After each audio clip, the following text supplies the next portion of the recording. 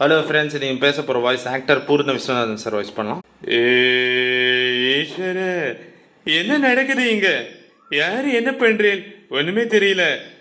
இது பாருங்க ஜோசியரே, கண்ணன் ராதிகா கல்யாணம் ஜாம் ஜாம் நடக்கும் நீங்க தான் சொன்னீங்க.